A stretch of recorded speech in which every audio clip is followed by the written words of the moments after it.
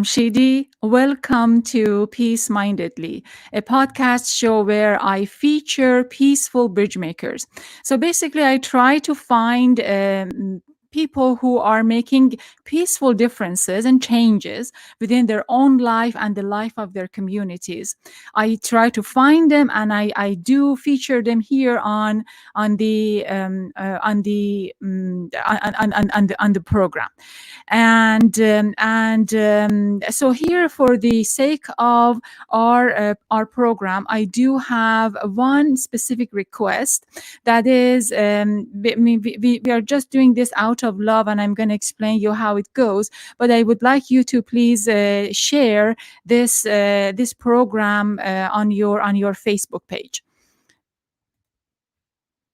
And I'm sorry, I'm just on my online studio and trying to make sure that everything is working on my end.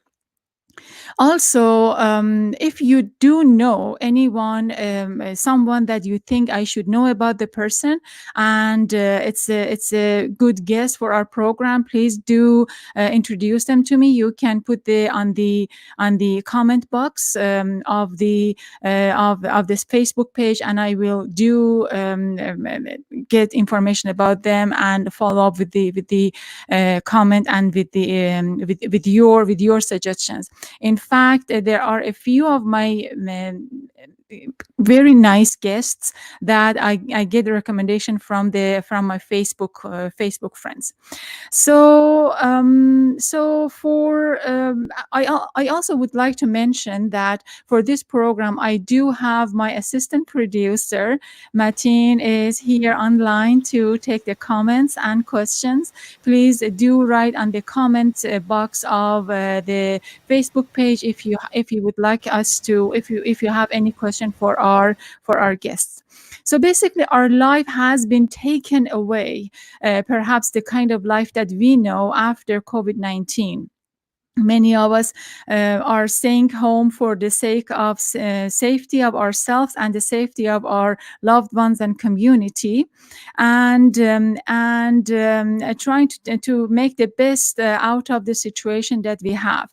I know that my guest has scheduled for going many different places and traveling for the book that he has written, and also giving workshop and so forth. But he decided, because of the COVID-19, he is home at the safety of his home, like myself and Mateen.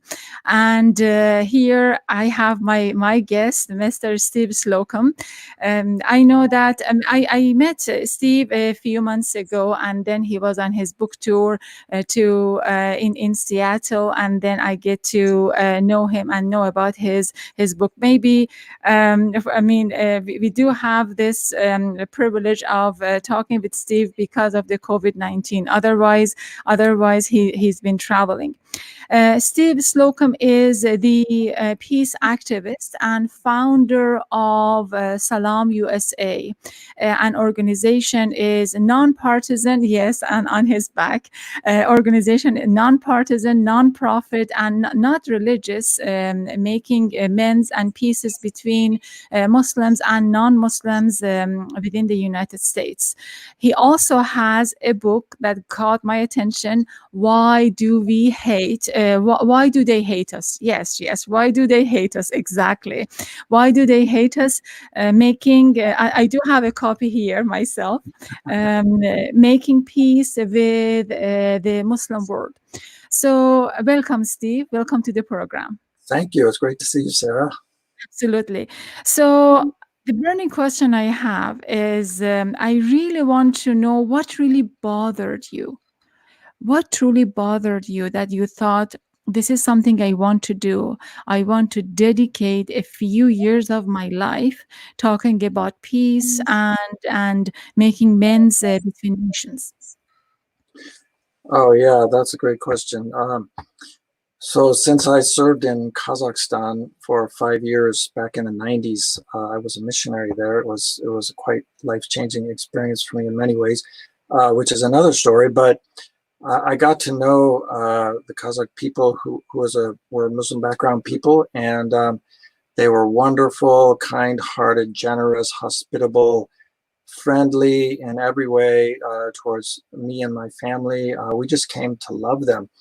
And so that 5-year period ended, and not long after that, 9/11 took place, and the narrative about Muslims became so predominantly negative that it just I started to feel that personally, and that these are my friends you're talking about, and I know they're not like that.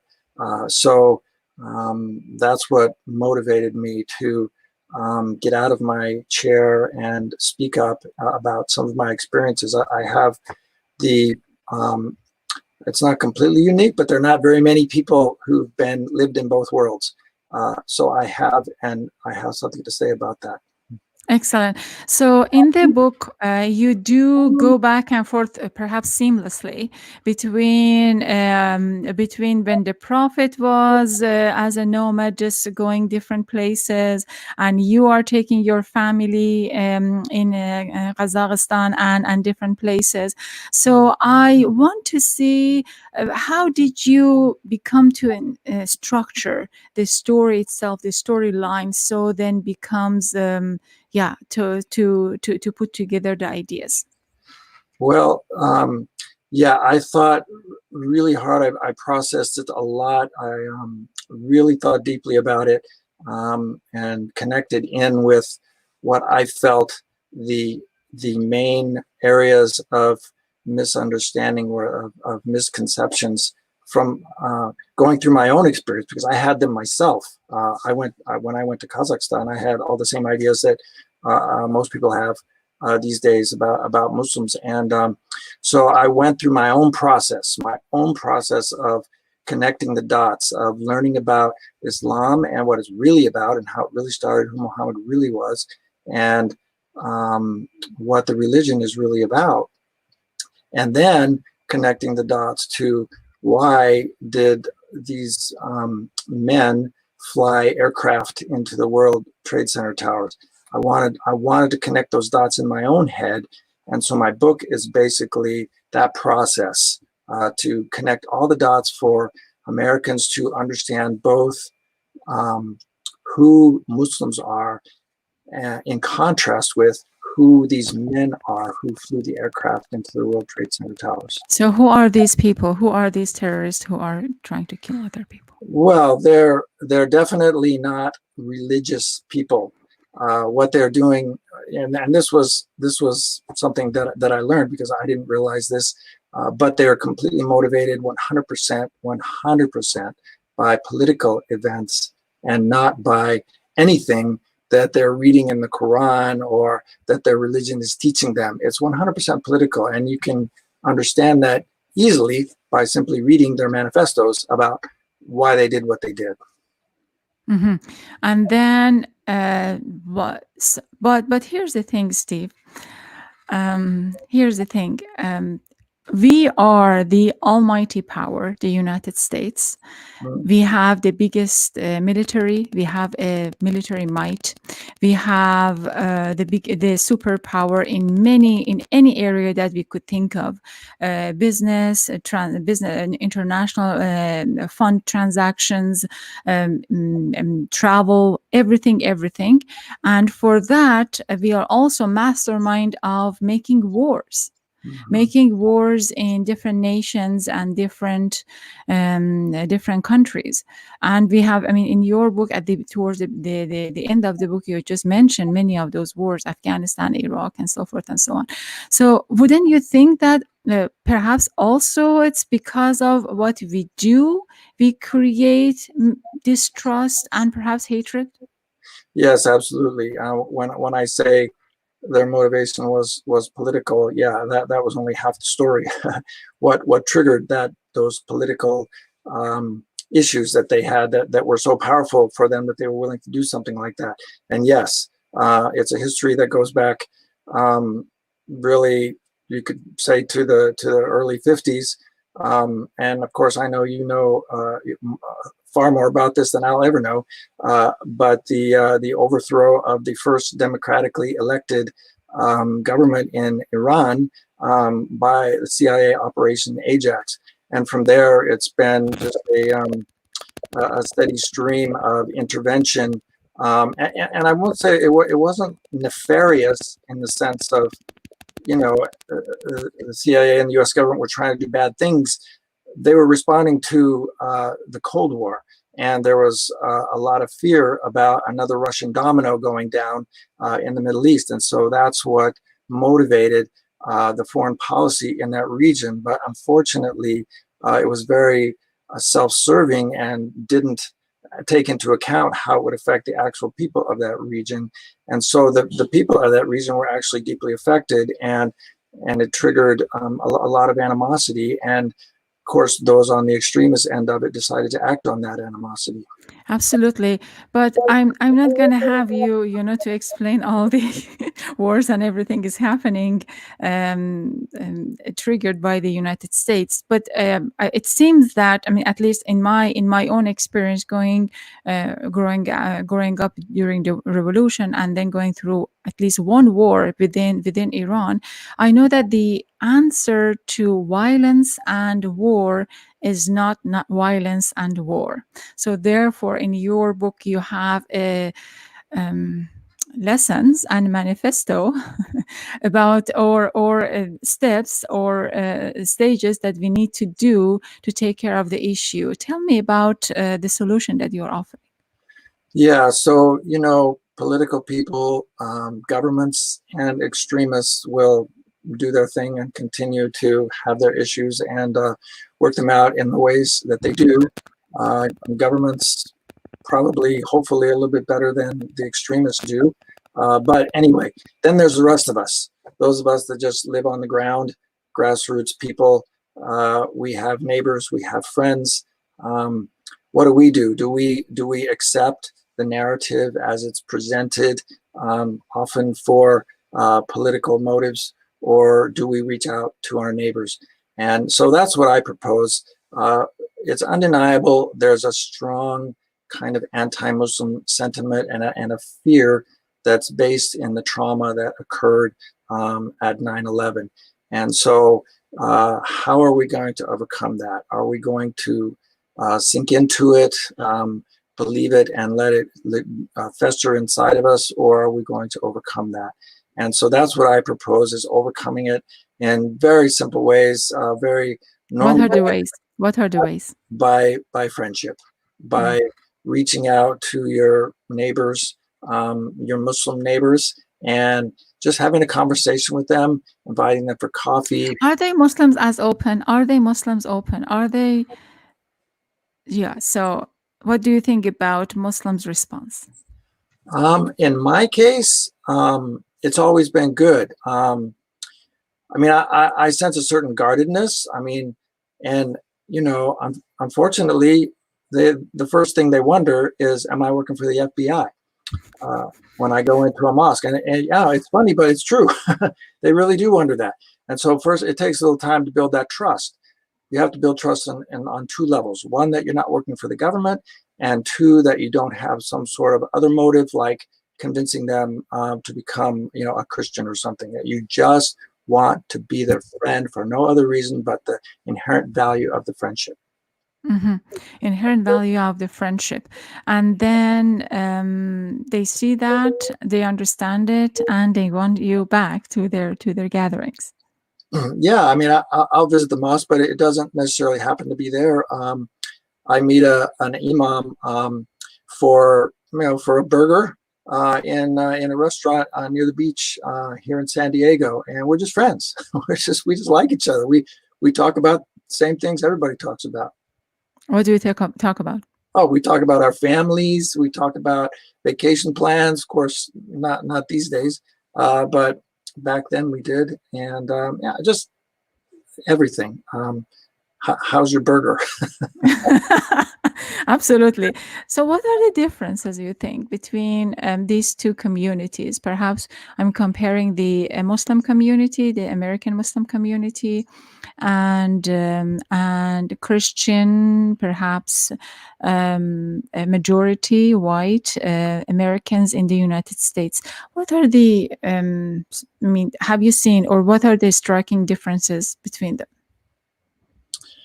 Oh, well, I mean, part of me wants to say there really aren't that many differences, but the other part of me recognizes that there probably are.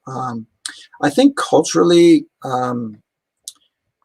people from maybe from areas of the world that might be considered, Asia or the Middle East are more community oriented than Americans are. We tend to be very independent, and whereas a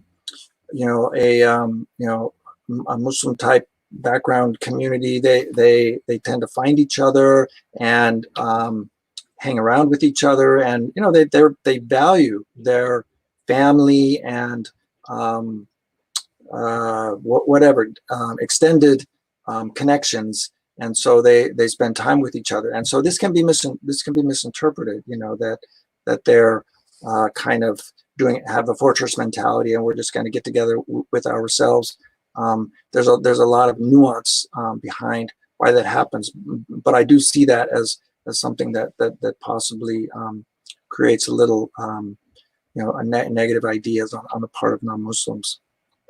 So I'm just curious, from your perspective, what kind of changes or adjustment do you think that it's doable within the Muslim community, so then they feel more at home? They do feel at home. I mean, my daughter is American, full-fledged American, and I have know so many people. But perhaps do you have any recommendations, I wonder? Wow, well, that's a really interesting question. I can tell you what I did when I went to Kazakhstan. Mm-hmm. I was, I mean, there were a handful of us Americans there. That was it, and we were so alone. And so I didn't have the option. I mean, I guess I did have the option, but I made the choice that I wanted to integrate into the culture. And one of the things that I learned in my training before I went overseas about cross-cultural adjustment is that one of the best ways or even a measure of your adjustment is if you are getting your emotional needs met from the people of the region instead of from the expat community. It's much easier for me to go hang out with my few expat friends than it is to go sit on the floor and drink tea and listen to people talk to me in a language that I'm barely getting, and it's extremely stressful when that's going I get it. but even though in the beginning there's a spike in your cultural adjustment because it's so difficult, they find that your long-term adjustment is much better if you get to the point where your emotional needs are met by friends from the local culture rather than from the expat culture.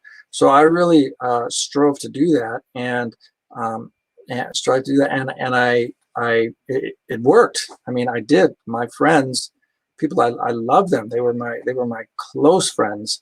They met my emotional needs, and it really helped me. One of the things that happens also if you stay siloed within the expat culture is that within that silo you begin to point outward from that silo and say, oh, see what they do, oh, see what they do, oh, see what they do, and we don't like this and we don't like that. Whereas when you go outside of the silo and really develop your friendships from that culture, you're much less likely to do that. Excellent. Very Very good. So we are here talking with Mr. Steve Slocum, author of Why Do They Hate Us? Making Peace with Muslim Communities. So the book is available as a special, I think it was a special order for this month from, if I'm getting the information right, from Amazon and Goodreads for $2.99. And he does do workshop around the country about basically the concept that we were just talking about, how to create environment of peace and friendship with your Muslim community, so then you feel at ease and they feel at ease within this US beautiful American culture. You are listening to Peacemindedly, a podcast show featuring peaceful bridge makers. So we are, and then just to let you know, we are live streaming on Facebook and on YouTube. So you can send us your comments and your questions here on this live stream thing that we are doing, and then also after the program I'm gonna post the interviews and the show itself on goldtune.com, a website I manage with a group of international reporters. You can find more information on goldtune.com. Also, the same interview is going to be available on Apple Podcast and Google Podcast for you to listen. I truly appreciate if you could please subscribe to the podcast, leave reviews, and by leaving reviews, it enables us for other people to find us. The Peacemindedly is the show that I am putting together every week for the next 9 weeks on Tuesdays and Tuesdays and Thursdays, 2:30 live here on Facebook and YouTube, and then post the edited audio version on Goldtune. Next week at 2:30 Tuesday, I'm going to have two beautiful women talking about their friendship, their love and friendship and peace between their families. Zahra Islami and Amy Trichel. And also for Thursday, I'm talking with Lale Bakhtiar. She is the first woman. She's the first woman translated Quran from English to Arabic.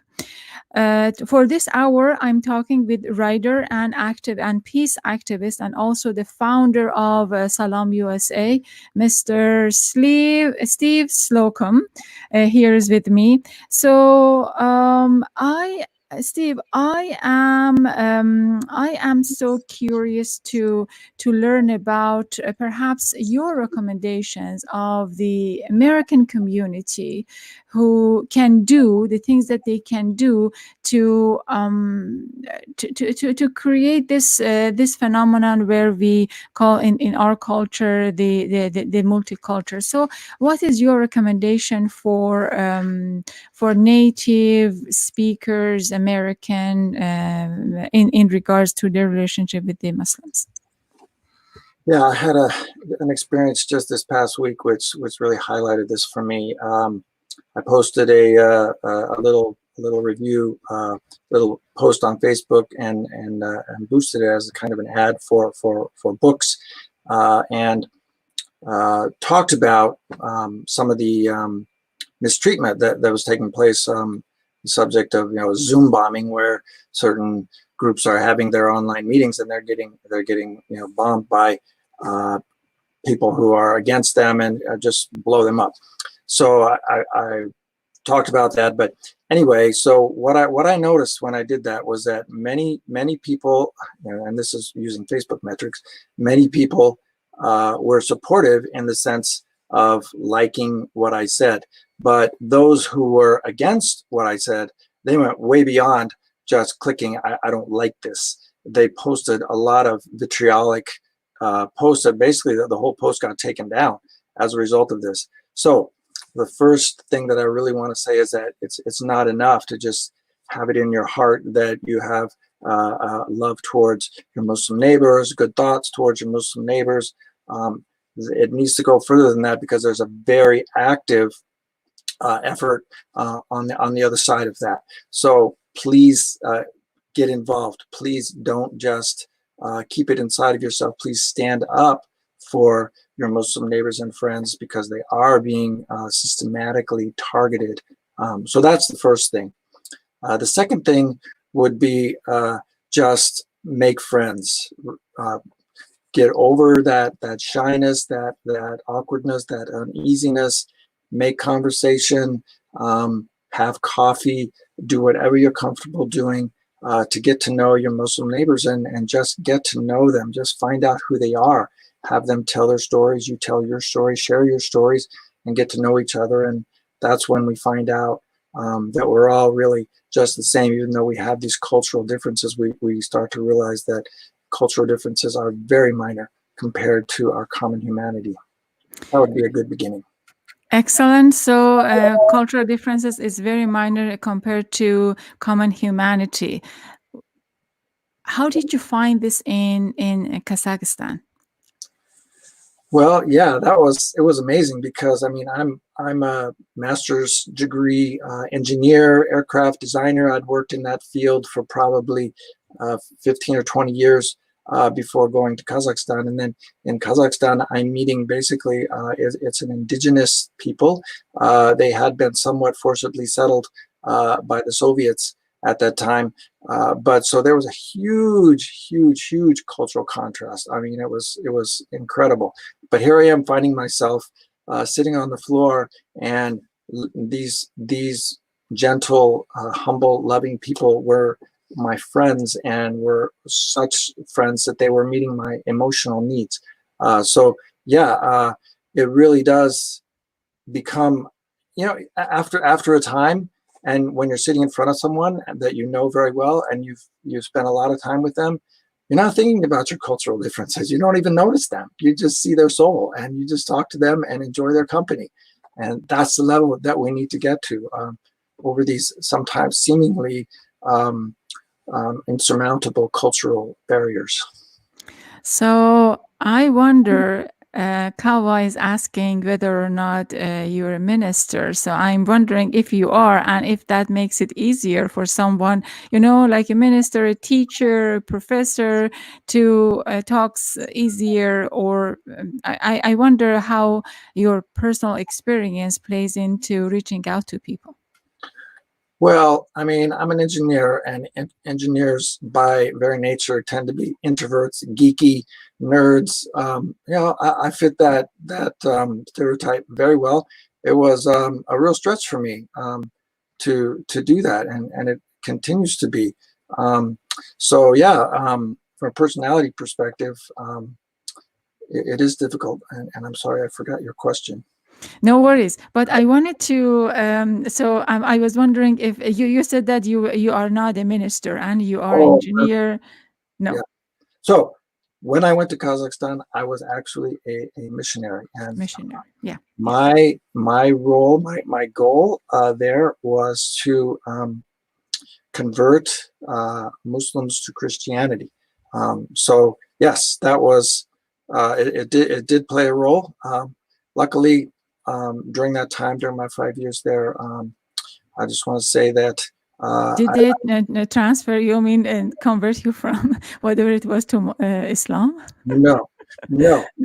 I did not convert to Islam, but I No did. party was winner. I'm teasing you. Well, I want to be clear in that, my circle is larger. I really, I go to the mosque and I pray. I stand foot to foot, shoulder to shoulder with my brothers, and I say my Allahu Akbar with them. That means God is great, and I mean it with them. But I'm not a Muslim, and I can go into a church, I can preach, speak to them, sit in the audience like everyone else. My circle is large, I understand that we're all really just the same, all trying to connect with our best understanding of what we think the creator and creation is, and we're all the same. And so that's my emphasis now. Tell us about Salaam USA. Salaam does the things that I recommend in the book. It brings people together. We have events. We've really obviously taken a hit with this coronavirus because our whole focus is live events. We bring diverse groups together. Every Like what? Tell me. Oh, yes. of diversity you can imagine. Probably the most diverse event we ever did was a queer-friendly iftar. Speaking of Ramadan, which is coming up tomorrow, and I don't know how many times that's happened, where we have that level of diversity coming together in the United States in a Muslim context to celebrate iftar after a day of fasting for Ramadan. So yeah, those are the things that just I really get excited about events like that. Excellent. So about bringing people together. So the whole message is being friend with one another and bringing people together. Yeah. In the best, in the most peaceful way that we could. But I wonder, so if it's all about friendship and peace and getting together, so where is hate? So really the title of my book is not a question that I have. That's not my question. That is a direct quotation of George W. Bush several days after the 9/11 attacks. So my book is about making peace with the Muslim world. But I did want to address George W. Bush's question, and so that's why the book is titled that way. But hate is there. It really is, and I really noticed this on the Facebook post I was talking about. I mean, it was disturbing. It was really disturbing. I mean, it affected me deeply, the things that were being said. Tell me more. How did it affect you? Tell me. Well, it made me feel in some ways like it's almost hopeless for some people. They're so deeply. Now here's the thing. I don't know whether these were just, fake Facebook accounts throwing stuff out, or whether they're actually real people who really believe these things. I don't know. I can't tell. But the things that they were saying were just disturbing. So the power of the propaganda that has been coming out, the misinformation campaign, saying the things that are being said about Muslims is so effective. And there are people that so deeply believe these things without having any real knowledge of the community that they've developed these feelings for. So here's my challenge, Steve. Okay, so I'm from Iran. And then back in Tehran, it was sort of the same propaganda against Americans, just feeding in all of those negative connotations, negative stories, negative news about the United States to the public. But I mean, so you see people, I don't say that all Iranians are in love with Americans. It's not the case, but I know that there is not the propaganda that the government is imposing on the public, and then the propaganda this extremist groups like Hezbollah, Ansar. I mean, those groups are different than Falange and Hezbollah in Lebanon, but a particular group within the country are imposing against propaganda towards the public. It's not working. So I wonder, what is the magic here in the United States that we do see many of those propaganda that you just mentioned? I'm comparing Iran against the United States. I mean, I've been in many different countries and many. So I just, for the sake of the two countries I know really, really well. So I'm comparing this to. So what do we do it really good here? In terms of the extremist people who are putting out propaganda, it's working.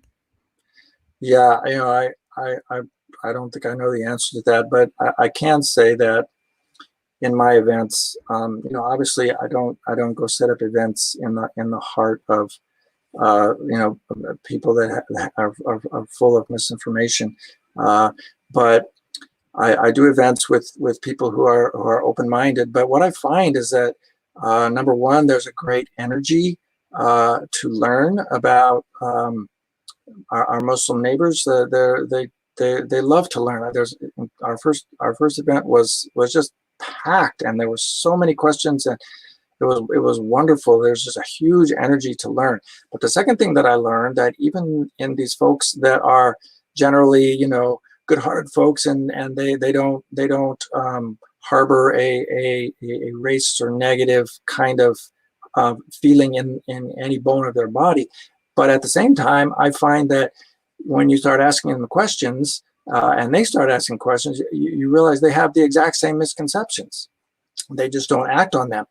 There are those two things going on, which makes the work that we do about awareness important. But as far as why it's so effective, it's a well-known fact. It's well researched. There's several reports out about it. What's known as the Islamophobia industry, the Islamophobia network in the United States, where there are literally millions of dollars being pumped into creating this misinformation and really effectively disseminating it, from a public relations perspective by the best of the best. It's a very effective campaign. Yeah, effective campaign. So I want you please to tell us what to do with this book other than buying it. So where to find it, what to do with the book. Oh gosh. If you go to my website, steveslocum.com, there are every available platform.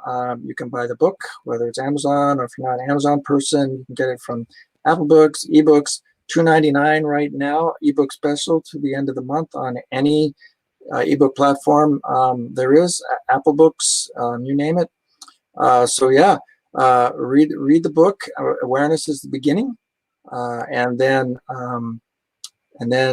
go out and meet a Muslim neighbor. Go visit the mosque. Where else can we find you? You can find me on www.salamusa.org. That's our nonprofit. And there's all kinds of ways that you can plug in there. We talk about our 3-step approach from fear to friendship. And we're going to be spinning up an event series, online Zoom type events. And when is going to be? When? I don't have a timetable for that, but hopefully within the next couple of months, we'll start doing the same type of events that we have been doing. Only, of course, they'll be online, and it won't be nearly as touchy-feely, of course, looking at computer screens versus face-to-face conversation. But at least we can. We're going to have some really interesting and exciting people to talk to. One couple. Do you know who those people are? Yeah, one couple is who happen to be board members of Salaam, and they're going to be guests on your program in a few weeks, I think. Safi Kaskas and Iman Kaskas. They're a husband-wife duo. They're equal partners, and they do incredible peacemaking work out there between Muslims and non-Muslims. Excellent. Very good. So we know how to find you. We know how to find the book. We know how to get information about the piece. It's been an honor to talk with you. Thank you so much for the work you do. But here's my last question, and I promise to ask you the question. So it's perhaps a challenging question, and that is, why do you think a Muslim community need to listen to someone who is a full-fledged white American who is not Muslim and just happened to be few years in a Muslim country? Oh yeah, well that's a fair question. Number one, I explain it in two ways. Number one, I absolutely do not speak for the Muslim community. I don't do that at all. Obviously, the Muslim community, all of its and all its diversity and facets can speak for itself. But here's the way I describe what I do. To me, it's like on the one side we have Muslims who are speaking their truth and talking about their lives, and then we have Americans often steeped in misinformation on the other side, and they're not hearing each other. There's this fog in between the two. So I consider my role to be clearing the fog of misinformation so that actual clear communication can take place between these two groups. Amazing. Thank you so much, Steve. So you are watching to Peacemindedly. It's a podcast show that I feature peaceful bridge makers. And then, but I just took this opportunity of COVID-19 and this technology that we have to have this online studio. With me is Steve Slocum and Mateen. Apparently, we didn't have too many traffic on the Facebook, but we are going to have the video is available and you can watch on your leisure time. And the same information is going to be on goldtune.com, Apple Podcast, Google Podcast, and all of those. But I'm not going to close the program. I promised Steve to close the program with thoughts or statement or things that he thinks we should know, or or the statement that he wants to share with us about peace and the wonderful work that he does. Thank you.